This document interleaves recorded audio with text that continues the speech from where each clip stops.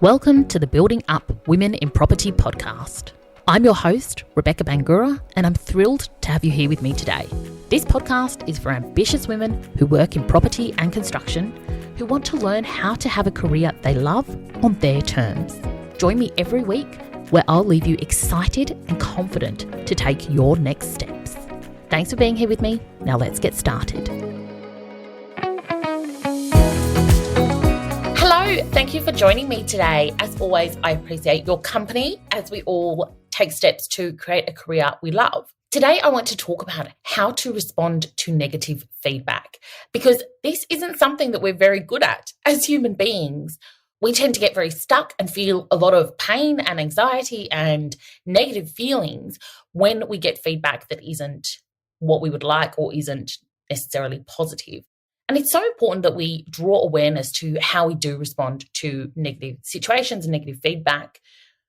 Firstly, for our own self-awareness, so that we can actually use it as an opportunity to grow and improve. And secondly, feeling negative feelings, it's horrible. It feels like shit. We don't want that. We actually want to move through those negative feelings that come from negative feedback as soon as possible so that we can get to a place where we are feeling ourselves and we are feeling capable and empowered to take action rather than getting stuck and dwelling on the negatives and allowing our minds to spiral out of control, which is what tends to happen. Because when we get negative feedback, we tend to have a fight or flight response.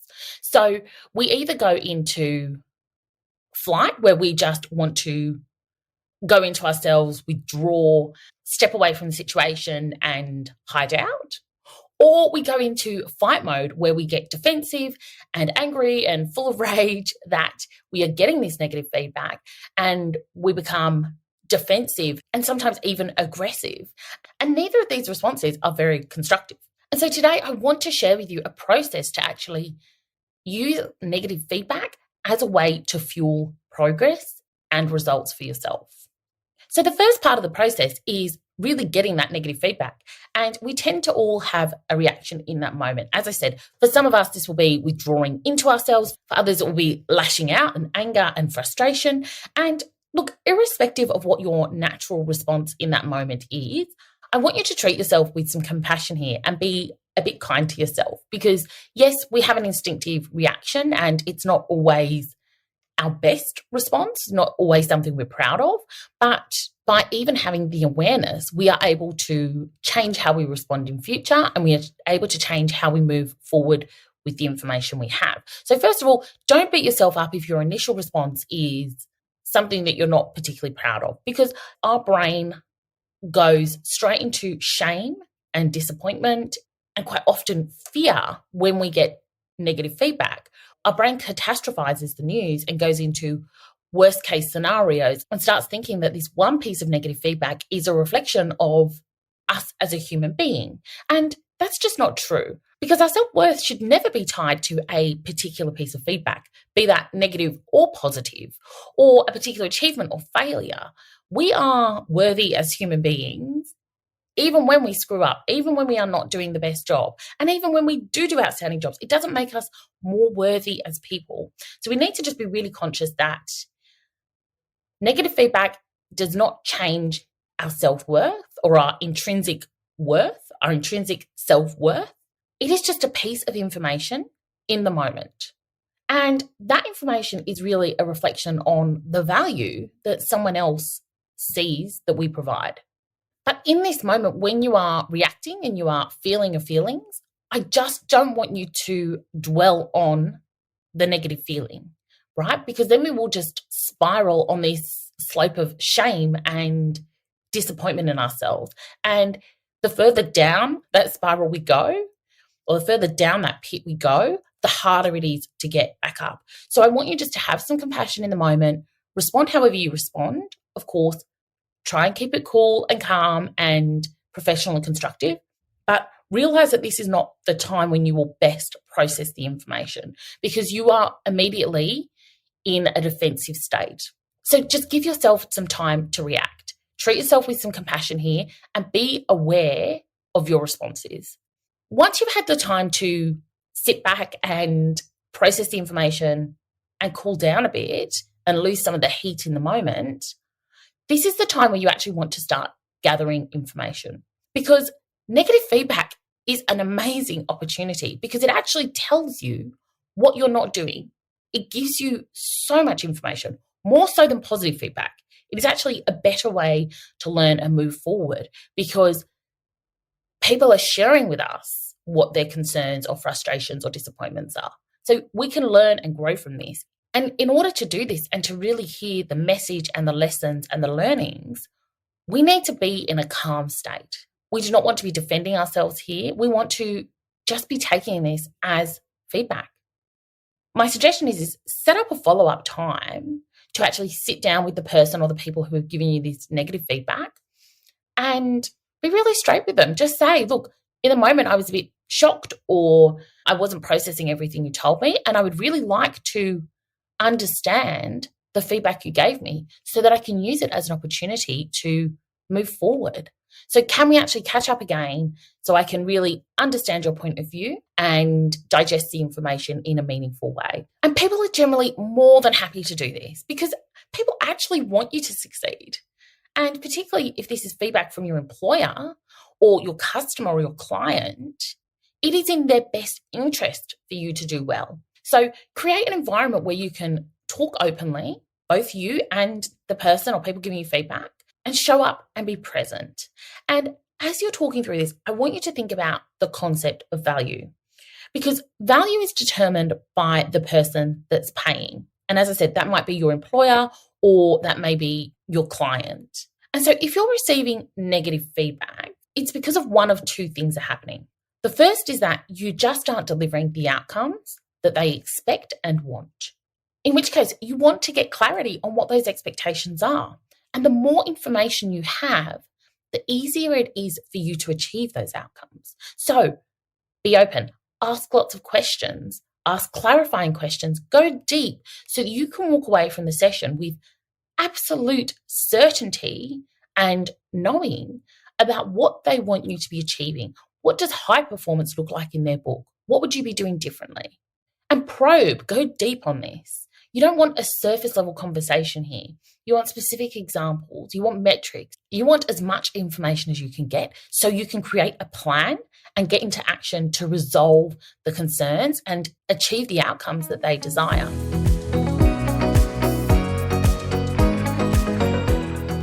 I hope you've been enjoying the episode. I wanted to take a moment to let you know about my free Career Confidence Masterclass. This is for ambitious career-orientated women who are ready to stop playing small and to confidently create a career you love. Head over to my website, beautifuldisruptions.com, for more info. Now let's get back to the episode.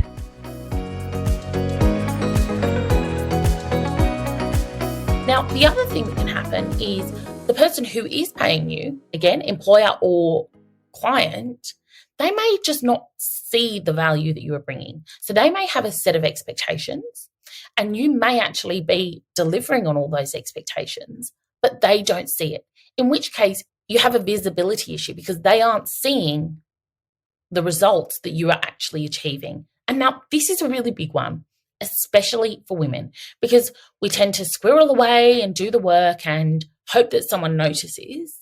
We don't want to showboat or talk our achievements up.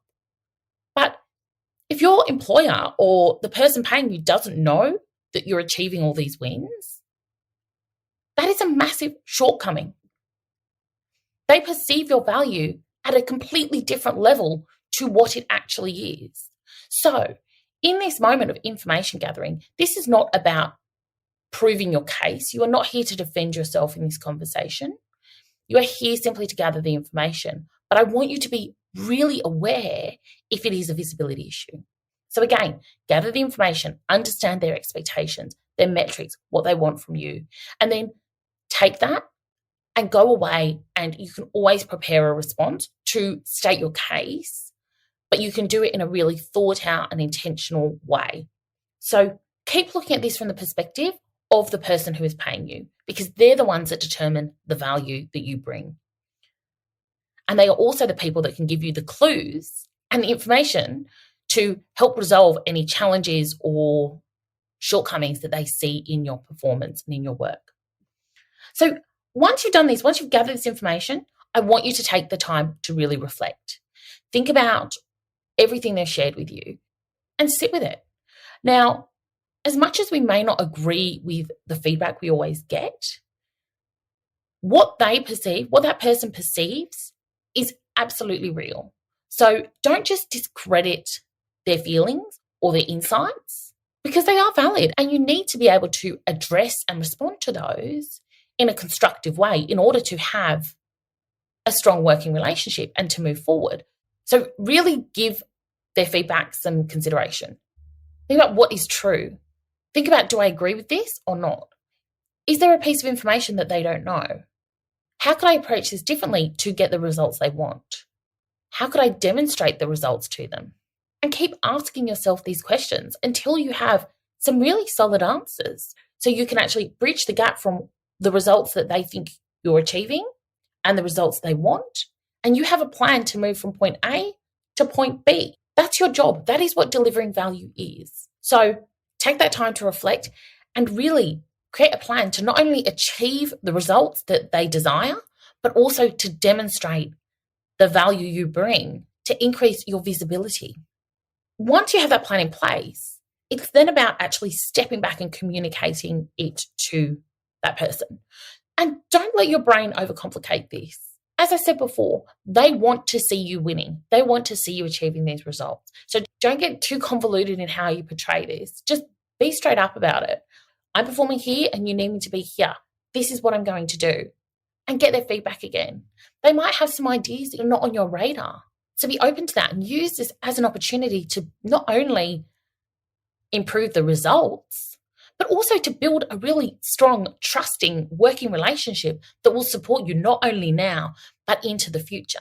Because people actually value someone's potential and commitment more than they actually value the results in the moment. So they are more likely to invest time and effort in you if they can see that you are committed and you are the type of person who will achieve results. So bear that in mind. Even if you're not performing where you would like to be right now, this is an opportunity to bridge the gap through these conversations, through creating this plan. And people will respect you and they will go into bat for you if they know that you are committed to delivering the outcomes they need. And they will find ways to support you. So keep that in mind. And then once you've gathered the feedback and reflected, put the plan into action. Start trying things and constantly be refining and reviewing what you are doing. So seek feedback in the moment, not just at the planning stage. Keep asking yourself, what went well? What didn't go well? And what would I do differently? And take those learnings and tweak and tweak and tweak until you are achieving the results that you want and the results that your clients and your employer want. And I've spoken about this on the podcast before, and I'll link to that podcast in the show notes. But having a growth mindset is the differentiator for successful people, because we all screw up, we all fail, we all are learning, but it's about how quickly you respond. So whether you use things as a learning opportunity and as information to progress from, or whether you get stuck in the mud with the information and get held back by the fear and the self-doubt. And I don't want any of you to be in that position. I want you to be moving forward. I want you to be stretching towards big goals and big results and outstanding performance. But be mindful, this is a process. It is always a process. They say, failure is part of the journey to success. And the same is true of negative feedback. You need to get through the negative feedback to get the positive feedback. And if you aren't getting negative feedback at any point, then it means you are playing small. You are not pushing yourself out of your comfort zone. It means you're doing a good job, but you aren't ever going to be doing an outstanding job because you've never had to develop the skills and the resilience and the mindset to push to great things. So if you are wanting to have that outstanding career and achieve big results, then you need to get comfortable with processing negative feedback and using it as a growth strategy for your own progress and your own development. Okay, my friends, have a beautiful day. I look forward to seeing you in the next episode. Take care.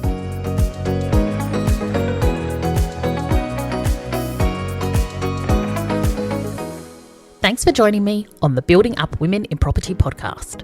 If you're listening on Apple Podcast or Spotify, I'd love for you to take a moment and review the show if you found it helpful, or share it with a few friends. Thanks again, have a beautiful day, and I'll see you next time.